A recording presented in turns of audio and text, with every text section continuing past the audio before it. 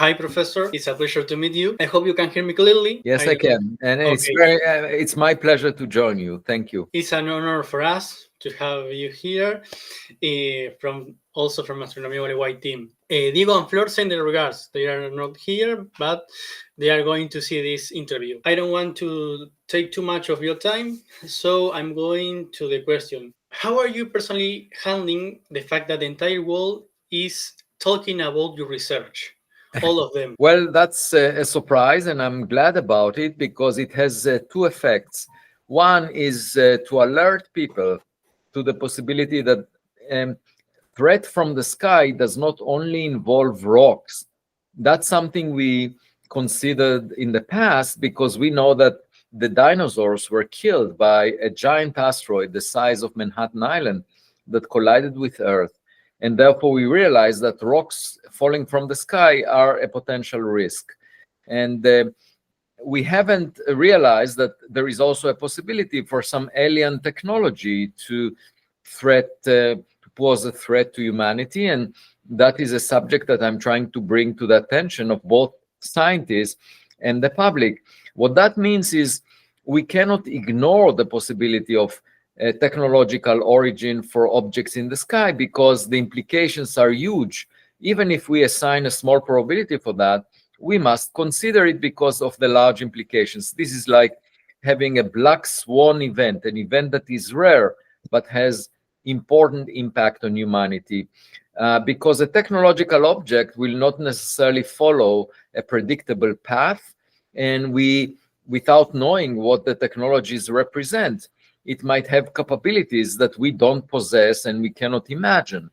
And so it's very important to observe any object entering the solar system from outside and figure out if it's a potential threat to humanity, not in the form of a rock, but in the form of a technological object, because we ourselves launched 5 spacecraft out of the solar system: Voyager 1, Voyager 2, Pioneer 10, Pioneer 11, and New Horizons. And so we should expect perhaps other civilizations to have done so. And in fact, they may be far more advanced than we are because the sun is a relatively young star. Most stars are billions of years older than the sun, and there was plenty of time for any technological products to make the trip across the Milky Way galaxy. Even if they use technologies like Voyager that we use, it takes less than 1 billion years to cross the Milky Way galaxy.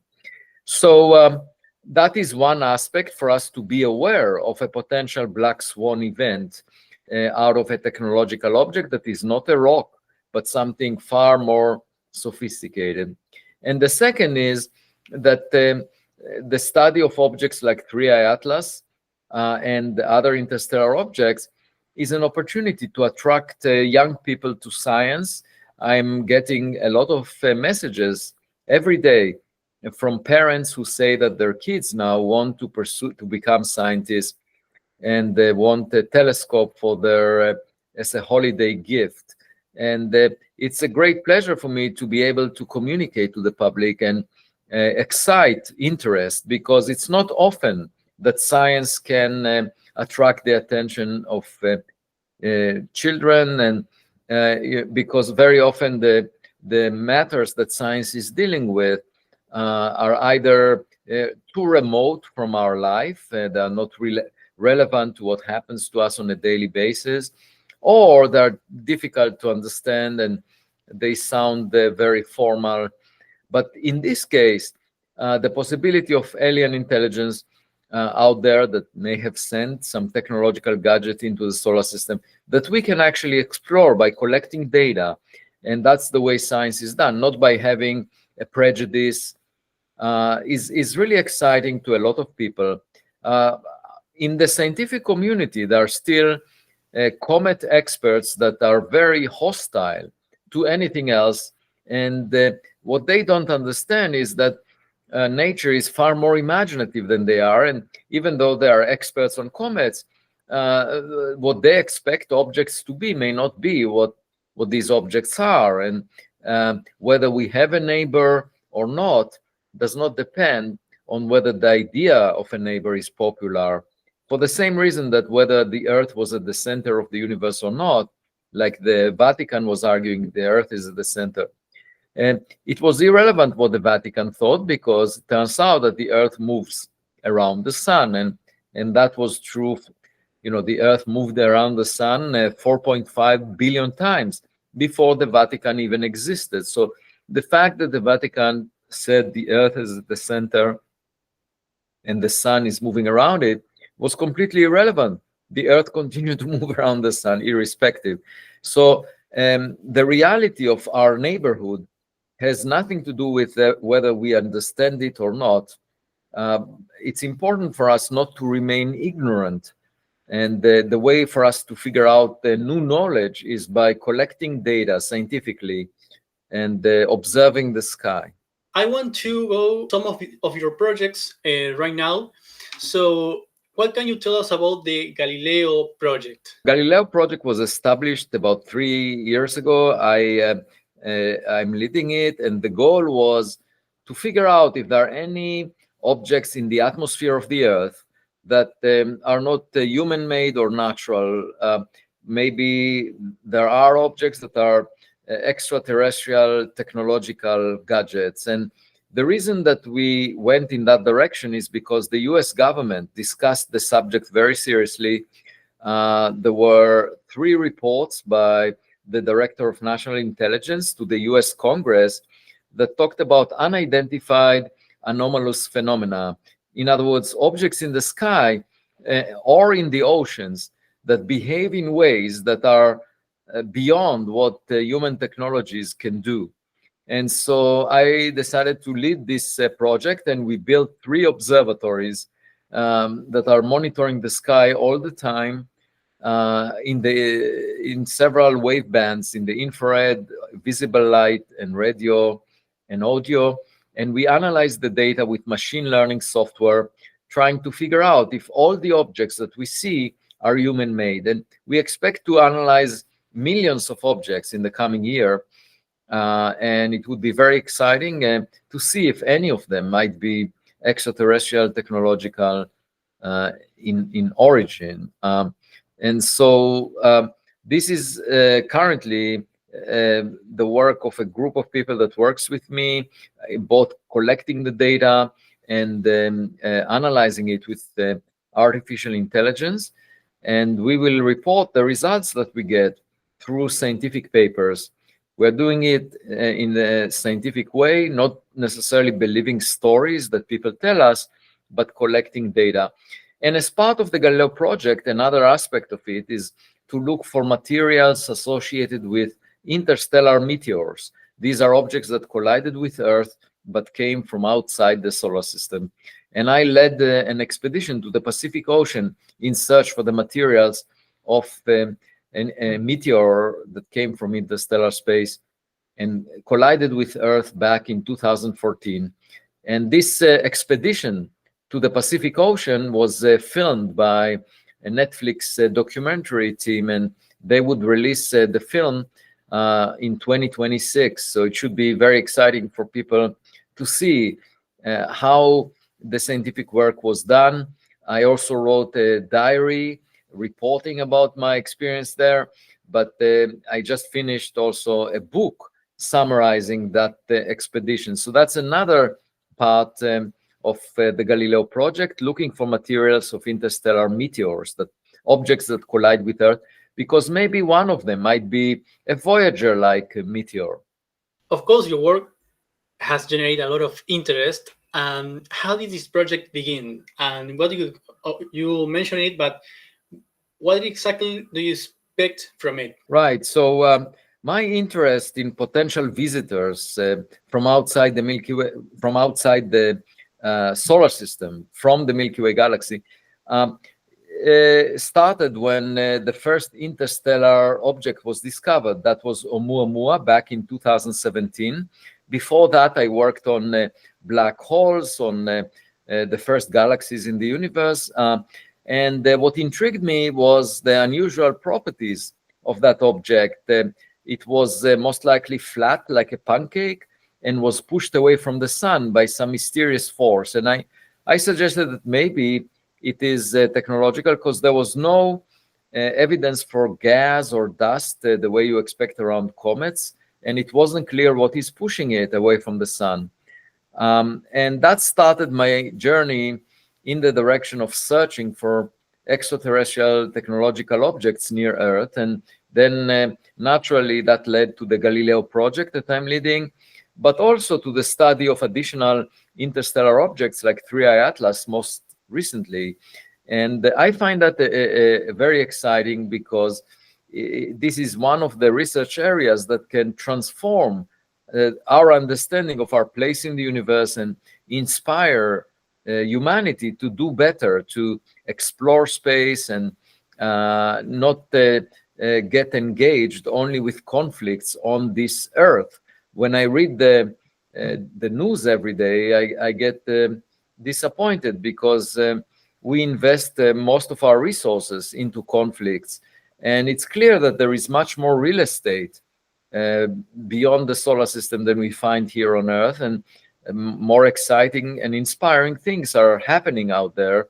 So hopefully humanity will eventually move beyond the solar system and build a spacecraft that can carry humans and equipment out there, because these would be the monuments that we leave behind. Perhaps the only reason that we will be remembered in cosmic history by historians of the Milky Way galaxy.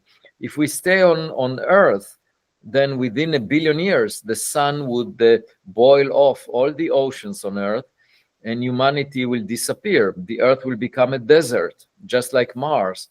And therefore, we have an obligation, if we want to preserve ourselves and have some long-term memory of where we started, we need to build those spacecraft that will carry us outside the solar system, well beyond Earth. For your project, what is the most challenging aspect of searching for technosignatures and of carrying the project forward?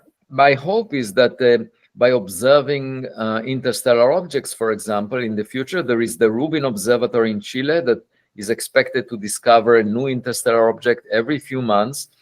That by observing them, we will realize that among all the rocks that arrive at our backyard from the cosmic street, there might be a tennis ball that was thrown by a neighbor. That will be the biggest scientific revolution, since Copernicus realized that the Earth is not at the center of the universe. And it will be much more dramatic, because it will also inspire us to explore space and perhaps allow us to recognize technologies that we've never dreamed about, because they are being used by our cosmic siblings. So it would have a huge impact on our science, on our philosophy, religion, religious beliefs, and will change the misconception that we have right now, that we are at the top of the food chain. This may be true right now on Earth, but it's unlikely to be true in the Milky Way galaxy as a whole. Whatever come after, it would be interesting to see, but I don't know if we are going to see that. But I'm fascinated. Well, my hope is that we will find it out during our lifetime, definitely during your lifetime, but hopefully also during mine. What we need to do for that is be curious and invest in the research that tries to figure out if we are being visited, because the worst we can do is to maintain our ignorance by insisting on the idea that, that we are probably alone, and that it's an extraordinary claim to imagine someone like us. The question that Enrico Fermi asked, where is everybody, is a question to which my answer is, Enrico, don't be so presumptuous. You are not that attractive. They will not necessarily come to you. This is a question that every lonely person asks. And what you tell a lonely person is that in order to find a partner, you need to be proactive. You need to go to dating sites. You need to leave your home.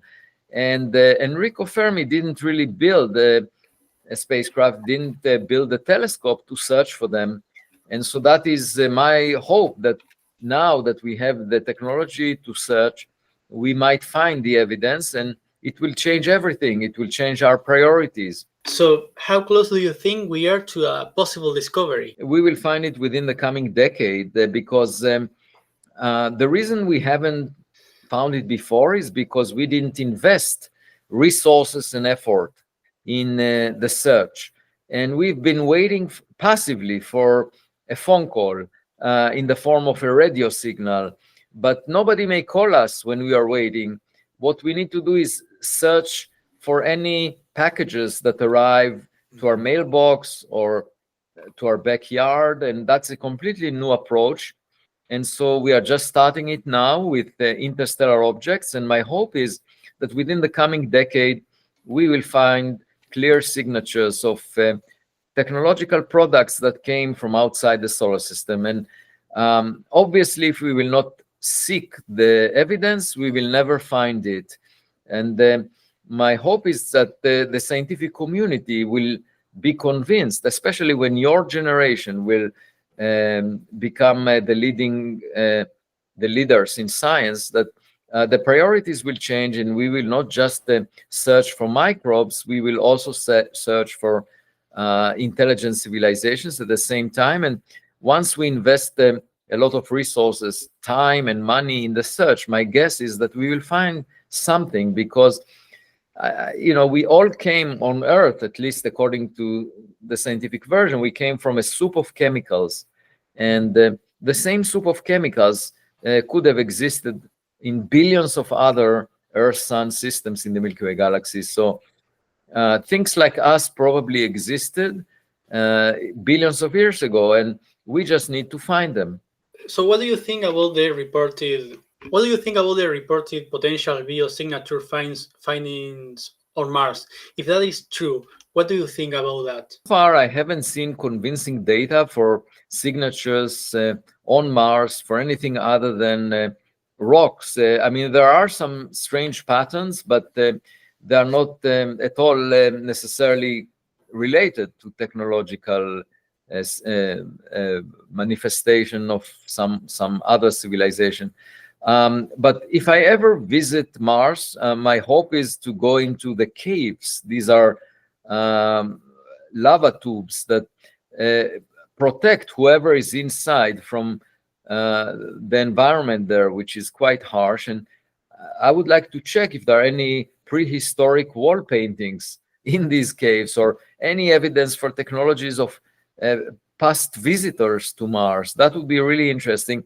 Mars is like a museum right now, because anything that collides with it does not burn up in the atmosphere the way it is on Earth as a meteor, but instead it hits the ground and then gets preserved. And we can use Mars as a museum to find any traces of things that collided with it and may represent technological relics from other civilizations, for example. When you're looking for signals or technosignatures, how do you filter the data and distinguish them from known phenomena? The first thing to do is look for anomalies, things that do not line up with what we expect for the type of objects we are studying. For example, if we consider comets, then comets behave in a predictable way, in the sense that in order to propel themselves, they have to lose mass. They get ablated by the sun. And if we see an object that behaves, that maneuvers in ways that cannot be explained by cometary evaporation, for example, instead of being pushed away from the sun, which is natural in case you evaporate only the sun-facing side of an object, if instead you see an object accelerating towards the sun, that would be a potential technological signature. A maneuver that without even evaporation, just because of an engine, would be a clear technological signature. If we find a transmission of radio signals that cannot come from a rock, if we find excess heat from an engine that has nothing to do with the amount of sunlight that is impinging on the surface of the object, that would be evidence for technology. So there are many ways, and of course the best one is if we have a close-up photograph of the object.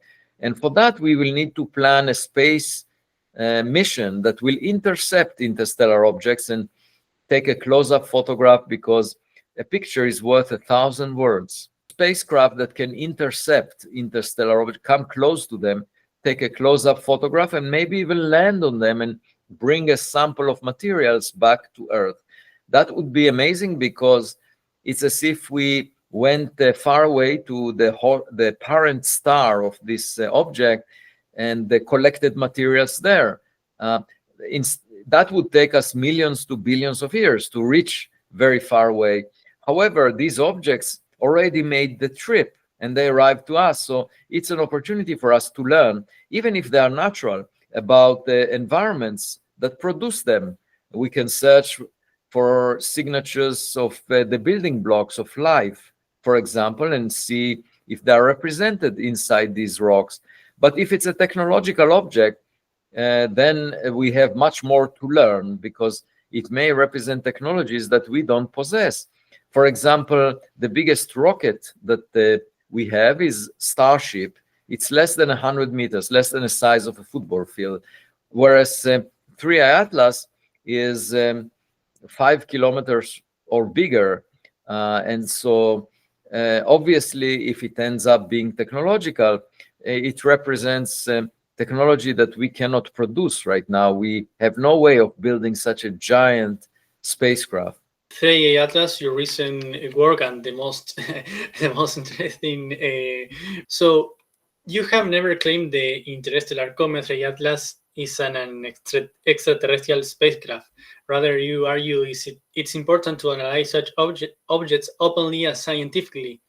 However, many media outlets, sensationalist sites use your name, headlines implying you did that claim, you did make the claim, sometimes alongside a fake image. So what is your view of this misinformation, and how do you think it affects science communication? Yeah, it's very unfortunate because, for example, journalists are looking for clickbait and they're looking for attention, and they often distort what I say in order to attract attention. And then what happens is that other people respond to whatever the journalist said, even though it's not what I said. In order to find what I said, you can just read the essays that I post on medium.com. If you just go to Avi Loeb at medium.com, or if you listen to podcasts like this one, you can understand what I'm saying. But journalists distort the message, and that's the problem. In addition to that, there are lots of people on social media that have an interest in attracting attention, and they make wild statements, spread a lot of misinformation, and that is very unfortunate, because if you pay attention to the evidence, to the facts that we know about 3i Atlas, then you realize it's just like a detective story where we're trying to learn what is the nature of this object from the evidence. And if the evidence is contaminated with misinformation, you can't really tell what is true, what is not true. And here we're talking about science. It's much worse in the case of politics, for example, where it's not necessarily based on evidence. So the way I deal with it is that I try to explain as clearly as possible what we know and what we don't, and what is puzzling and why we should be curious. And a lot of people read my essays. I now get typically 100,000 readers for every essay that I put on medium.com, and that is very surprising. It's more than many newspapers get, and altogether I get millions of viewers every month. And so this allows me to communicate the way that science is done, which is relying on data from instruments that is verifiable, and then deciding what does that data means, and being motivated to find the answers from the data, the way that a detective works. I think you often look where others have stopped looking. So, what is happening in science? You mentioned it today. Some point. What is happening in science community? Maybe defending consensus become more important than pursuing the truth. Yeah, so there are influencers or commentators on science. They include the quite famous popularizers of science like Neil deGrasse Tyson or Brian Cox. But if you check their record, they are not engaged in scientific research. They haven't published a single scientific paper on 3i Atlas, for example, yet they say something. And the way they say it is they are trying to be popular among the scientists. But this is not the way to find scientific truth. The difference is just like looking at a soccer game, and there are players on the field playing soccer, but there are also communicators of about commentators about the game, and they say lots of things. But the one difference between the players and the commentators is that the commentators cannot score a goal. They cannot change the outcome. They can just talk about it. But as a practicing scientist, I can actually figure out something new.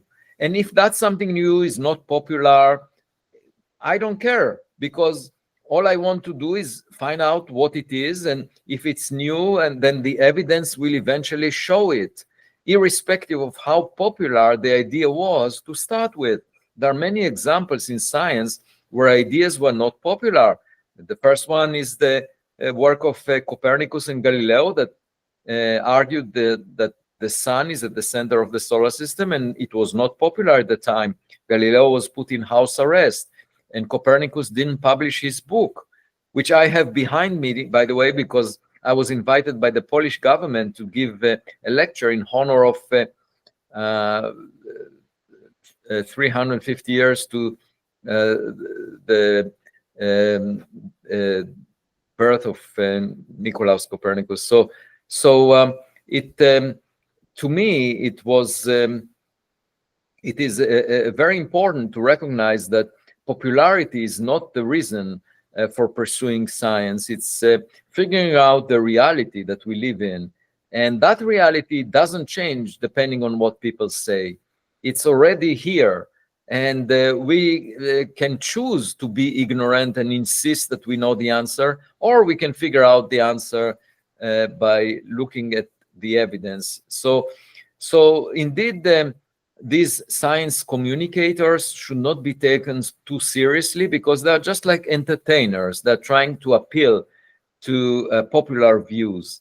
On the other hand, the breakthroughs in science will come from practitioners, people who are just like the soccer players. They're able to actually accomplish something that nobody expected. And then in addition, you have all kinds of bloggers, YouTubers, people that are just looking for attention, and therefore spreading misinformation or saying bad things about specific people, attacking them personally. And once again, this is just unfortunate, and it would have been much nicer if everyone was honest and had good wishes. And instead, they're driven by jealousy. Very often they want to get attention. So I see all of that, and by now I don't care about any of that. I don't have any footprint on social media. I don't seek to be popular. And perhaps that's what resonates with the public, because I get a lot of attention just by being different, by actually doing the science, speaking about it in a transparent way, willing to take a stand that is not popular, but could potentially change everything if it turns out to be correct. And this is the way that science should be done. We should always think about theoretical ideas and then test them against data. And otherwise, what's the point? If we know already the answer, then there is no point in doing the scientific work. I think of science as a privilege to maintain our childhood curiosity. So I get paid to think like a kid, like a child. I don't need to assume that I know the answer. I can figure it out and learn about it and get excited and wonder. And these are the qualities of kids. But if you see all the senior scientists, they try to behave like the adults in the room, like lecture to the public what they know, tell the public what they should know, and not be curious, not assume that maybe some objects in the sky are not rocks, they are not icy rocks, they are not comets, they are something else, because we produced a lot of spacecraft and space trash that is technological. That's not so complicated to understand, and the public understands that, but somehow many people in academia have a difficulty. So yeah. By the way, so I love soccer, I should tell you, because and I also like sport. Every morning I jog at sunrise, and yeah, and when we play with our students and postdocs, I often do better than they do. really? And of course, I love Argentinian soccer. It's one of the most beautiful, in the world. Thanks. That's a interesting thing. I didn't know you. Well, thanks. So, what is your favorite sport? Well, I can tell you what I'm good at. Not my. I'm good at long distance running, or also soccer, and and handball. I mean, I really enjoy all types of sport, and it's really important to continue to do that even as you get older, because it just keeps you young. And I enjoy running every morning at sunrise, and being embedded in nature, where I can see wild turkeys every day. Like today, I saw a group of them, and I see ducks, I see birds, and bunnies, rabbits, a lot of things. And I really love nature much more than people, because nature, has some innocence to it. People always have an agenda, and it's not always good. Oh yeah, well, I didn't know that, but that's really interesting. And yes, of course, if you have to play something or to do something, because if you are all laying, maybe sitting in a chair or something like that, also you have to do something. But yeah, that's really interesting. So I can show you a picture of me playing soccer if you want. I want to see that. Okay, it will just take me a second, and I'll find it one second. Of course. Well, the next World Cup is in USA. Oh yeah, and it's coming up, I guess. I will find it one second. This is from this summer, but I had also in the previous summer when I played.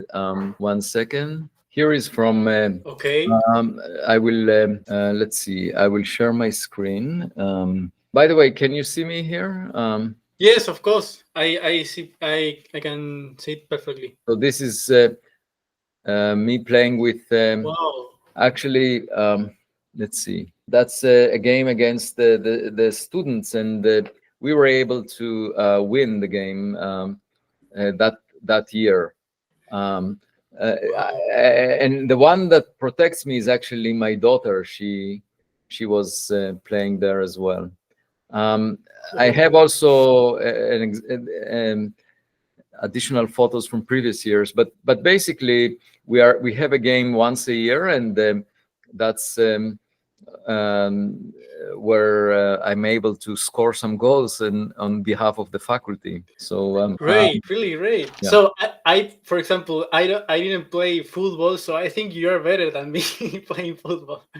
I'm not sure. I'll be glad, if you ever visit, I'll be glad. But I'm also a good runner. That's the other thing. And when I was in high school, I was among the top 3 athletes among maybe 1,000 students. So that helped me, and it's really, important to keep a healthy body in addition to a healthy mind. I want to talk about your last in your blog, when you talk about non-gravitational acceleration in the Frey Atlas.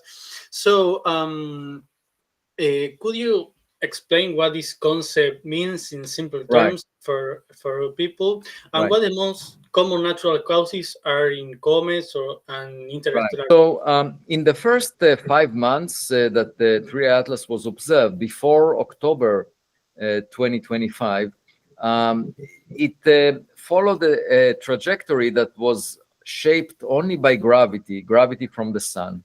And that's predictable. And we looked at the 4,000 data points from 227 observatories around the Earth. And we saw that it doesn't deviate from what we expect it to do in response to the gravity of the sun. But when it came closest to the sun, that was October 29th, it showed the deviation, a departure from the path that we expected it to follow. And that is called non-gravitational acceleration, meaning that there is some other force that is acting on the body that is not related to gravity. And what it could be, for example, for a natural comet, is that the side of the comet facing the sun gets warmed up. And if there is ice or volatiles on the surface, they get evaporated, and then they push the object in the opposite direction. There is a recoil of the object, just like a rocket. And that's how comets get non-gravitational acceleration as a result of the jets of vapor that is flowing towards the sun, whereas the rock is being pushed in the opposite direction, away from the sun. So this is a natural consequence of cometary evaporation. But of course, in case of an engine, if you have a technological object like a spacecraft, the propulsion may have nothing to do with the direction of the sun. The engine can push you in any given direction. And therefore, it's a technological signature to see an object that maneuvers without the telltale signatures of cometary evaporation. So if we see such an object, we know that it's a spacecraft, or at least technological. Whereas if we do see a plume of gas coming out of the object, then we know that it may well be that the cometary evaporation is responsible for the non-gravitational acceleration. So I should say that for 3I Atlas, when it came closest to the sun, it was accelerating. And I did a calculation that showed that it should have lost at least a tenth of its mass in order to produce this additional force, additional push. And that means that in the coming weeks, if it's a natural comet, we should be able to see a massive cloud of gas around it that carries about at least 5 billion tons of material. And this cloud of gas would be very bright and easy to detect, and we could infer the composition of it. So that would basically nail the interpretation of 3I Atlas as a natural comet, because if it lost more than a tenth of its mass in the form of this gas cloud, and we can figure the composition of this gas cloud, it represents the nature of the object itself. However, if we don't see that, or if there is any other technological signature that we notice, then it might well be that it's not a comet, but something else. What do you consider the most exciting recent advance in astrophysics? The most exciting advance is the ability to detect the universe, not just in light. So traditionally, astronomy was detecting light from stars, from galaxies, from the Big Bang. That's the cosmic microwave background. But most recently, about a decade ago, gravitational waves were detected. And what they represent is a new messenger from the universe. They are ripples in space-time. So according to Einstein's theory of gravity, matter curves space-time. So the sun, for example, is a massive body, and the space-time around it is curved. It's not flat. In the same way that if you put a bowling ball on a trampoline, the rubber gets bent and you get the curved surface around it. So in the same way, space and time are being curved around a massive object like the sun. But now if you bring another body and they move around the center of mass of the pair of bodies, they will create ripples in space-time that propagate outwards. It's just like taking two sticks and moving them in a pond. You generate waves, and the waves that are being generated are of space and time. So there is no substance, but you can detect them by having a detector that where you notice that space-time is jiggling, it's changing periodically, and these are called gravitational waves. And the LIGO experiment detected the first ones a decade ago, and as a result, it opened a new window into the universe. So now we can detect objects that just make gravitational waves. They don't need to make any light. For example, black holes that do not radiate on their own. And so we can see all the way to the edge of the universe pairs of black holes moving without seeing any light coming from them. But I was a bit disappointed because the LIGO experiment since then discovered only things that we knew about. For example, black holes or neutron stars, compact objects that we knew about. So there was no surprise. It's just that we discovered this new messenger. But I would like to find completely new objects in the universe that we can discover only by gravitational waves, and we haven't done that. So far, we haven't discovered a new source of gravitational waves that we don't know about already. And so that is a bit disappointing. The Nobel Prize was given to the LIGO experiment, the leaders of it, but I would much rather discover a completely new object in the universe that generates gravitational waves than just celebrate the fact that we have a new messenger. You know, that by itself is good, but not as exciting as finding something completely new. So anyway, that is a major discovery in astrophysics because it opened a completely new window into the universe that we didn't have before. And of course, there are many other exciting developments. We know that black holes exist.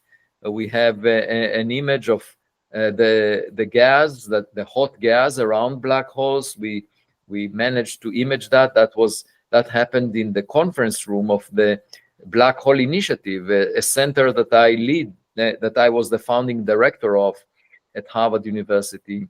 We also discovered how the universe is expanding, what it is made of, at least broadly speaking. We know that it is made mostly of a substance whose nature we don't know, like it's called dark matter.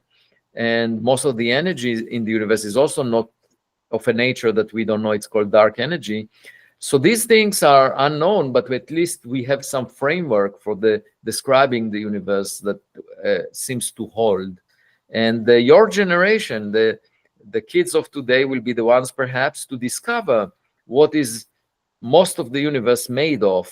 It's not the material that our body is made of. It's some substance called dark matter and dark energy, and we just need to find out what it is. It's dark because we can't detect it with light, and the question is, what is it made of? So there are lots of things for your generation to discover, and my hope personally is, of course, to discover that there is a higher intelligence in interstellar space, because that would be the biggest discovery of science ever. It will change everything in our field. Okay, Professor. Yeah. So about dark matter, what is your view? Be anything. I think it's unlikely to be primordial black holes because in order to make them, you need to fine-tune conditions in the early universe. Even though I wrote a lot of papers on primordial black holes. In fact, just this morning, I'm about to finish a paper on primordial black holes. But the most likely possibility is that of an elementary particle that we haven't discovered, that is different and not interacting with light. There is also the possibility that maybe we don't interpret gravity correctly, that we think that there is a substance that we haven't found, but in fact, we are using gravity to infer that it exists. And the theory of gravity that we are using, that was developed by Albert Einstein, is incomplete. We are missing something, and that's why we think there is some phantom matter, some dark matter. But in reality, it's the theory of gravity that should be modified. There is that possibility. Until we find the particle that we are missing, we will not know what is the actual reason that we are missing an important ingredient in the universe. Okay, Professor, and the last question, what has been the most rewarding moment of your career so far? Yeah, the most rewarding part was in recognizing that there is a fundamental question that for some reason the scientific community was blind to, and that I was able to make a contribution in alerting people to its possibility, and that is that we will find technological products of other civilizations, within our lifetime, because now we are starting to find the interstellar objects. So to me, that is the biggest contribution that I can make in changing the future of humanity to the better, because it may bring people together. We would realize that we are all in the same boat. We should cooperate because we have a neighbor, and we should work together to figure out what this neighbor means for us. And it combines philosophical implications with scientific work, and I couldn't imagine anything bigger than that. But of course, before that, I had some insights about black holes, about galaxies in the universe. I don't think any of them come even close to what this subject entails. Okay, Professor, and thank you very much for sharing your time and fascinating insight with us. It's been an outstanding conversations, and so we are going to, of course, send our followers your book. There's a lot of interesting. And before we wrap up, could you send a greeting to followers to Astronomía Gualeguay? They are expecting this interview a lot. Yeah, I really enjoyed your excellent questions, and I really enjoy in general speaking with young people, because they're open-minded. They don't have prejudice like the adults in the room, and they think creatively. And this is something that I try to preserve in myself as I got older. I never gave up on my childhood curiosity. I never surrendered to pressure from the environment. I always maintained a childlike approach. And my advice to young people is stay curious. Never pretend to be the adult in the room, and your life will be exciting because you might discover new things. And thank you so much for having me. Some of my best collaborators were originally from Argentina, and I really enjoyed speaking with you. Thank you again. And well, I'm going to finish the call. I hope you enjoy it. So have a nice day, Professor. Thank you. Your questions were excellent, and you have a brilliant future ahead of you. So I hope it will be inspiring to your friends and whoever watches it. Thank you. Thanks.